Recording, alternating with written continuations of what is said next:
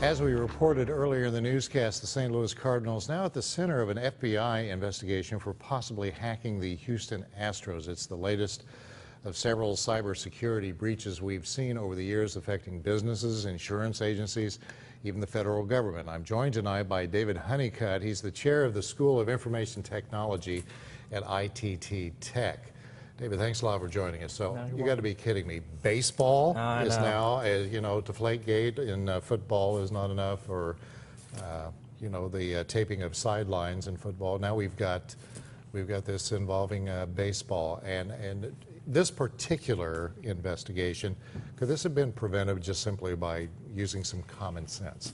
Well, I read the article later today, and it's possible that it could have been. I don't know all the details on it, but it seems like if somebody left a company, usually companies should be very vigilant about deleting anybody else's access that has left, right, in all their accounts. And even when we delete items on a computer, do we still leave our fingerprints somewhere on that computer that an expert can pick up? It depends. And in the computer world, it depends is an answer that you're going to hear a lot. If you delete a particular file, all it really does is make a note to the computer, and it renames the file, and so that you can undelete it if necessary. However, if you delete it using some software that writes over that space where that file was written to on the hard drive, then you can get rid of it. All right. Now, this is a threat that, you know, it's been with us for a long time. Right. But it really started gaining traction after the Target story, Home Depot and all the others. Is this a story that's going to go away, or is it going to get worse before it gets better? It probably won't go away. It'll probably stay around, wherever there's information, there's always going to be somebody wanting that information. And the thing is, the people that want that information are going to go after the information that's going to make them money. And who are these hackers? I mean, the personnel, you know, I remember the Matthew Broderick movie War Games, and that really dates me, but that goes back 30 years. But you know, the character he played, an innocent teenager who somehow got into the NORAD system that controlled nuclear weapons. Who are these people? I mean, are some of them really wanting to do damage, terrorist damage, or just people who just love the thrill of hacking? Well, there's different motivations. Some of them are in it for the money, some of them are in it for notoriety, some of them are in it just to see if they can do it, type of thing. And you know of a website, you know, there was another hack I read about today about a password storage app that somehow got hacked, you know, where you can take all your passwords, you need one code, and people forget about their passwords all the time. I'm one of them. But you have a website that you found that might be helpful. Let's put that up right now. What website is this called? Is How Safe? Is How Secure Is Your Password? Okay, and what does it do? .net. And what it happens is you can type in any password and it won't show it on the screen. But what it's going to do is it's going to give you the amount of time it would take a desktop computer to run through an algorithm and try and hack that password. Okay, and we always have those hints whenever we open a new account somewhere. You know, sometimes they rate what you type in. Not secure, secure, very secure. This one's going to tell you your password can be hacked instantly, or it'll take 5 days to do it, or 2 trillion years to do it.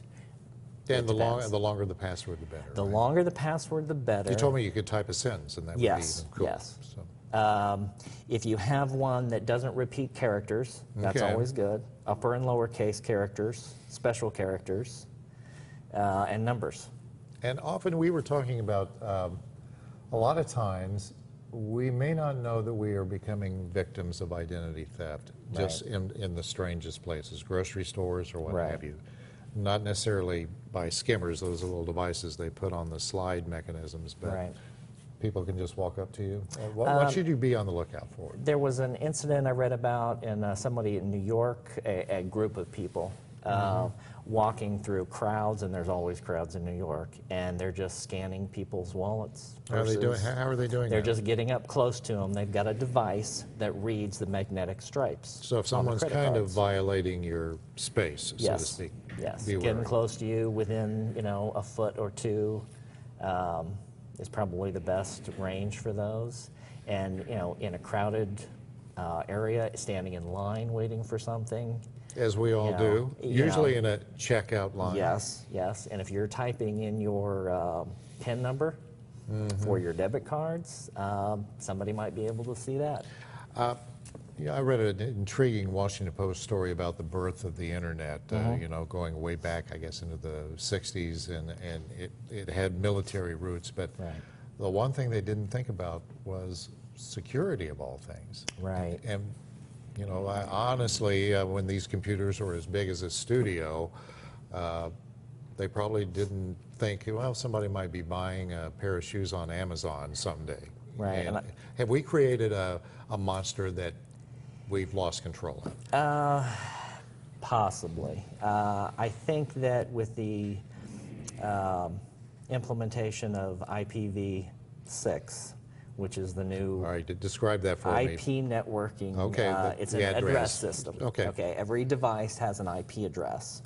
The older ones are 4 octets of numbers, and they range from 0 to 255. All right. The newer ones. You lost me there, but continue. Okay. The new addresses are going to be based on a hexadecimal system, or 16, or base 16 numbering system. Okay. So they're going to be 8 separate spaces or areas, and the range for those are going to be 0 to 65,535.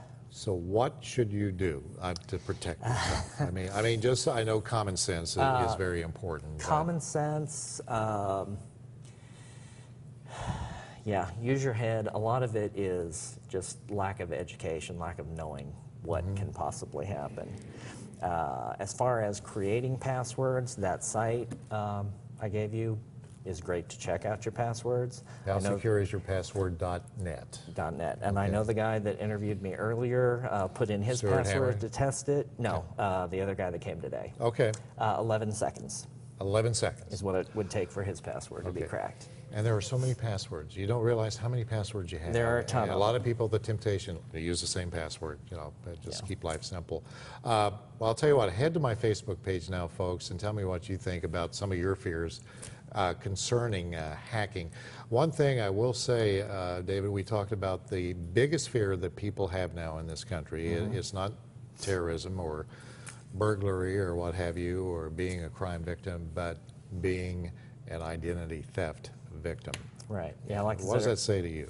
Well, I remember one of those quotes. They asked Dillinger, "Why do you rob banks?" Because that's where the money is. I love this story. Yeah, that's where the money is. Well, that's the same thing. Stealing somebody's identity, they can get to your credit and use whatever that means they can to rob you blind. And this seems to be getting worse in the last few years. Yes.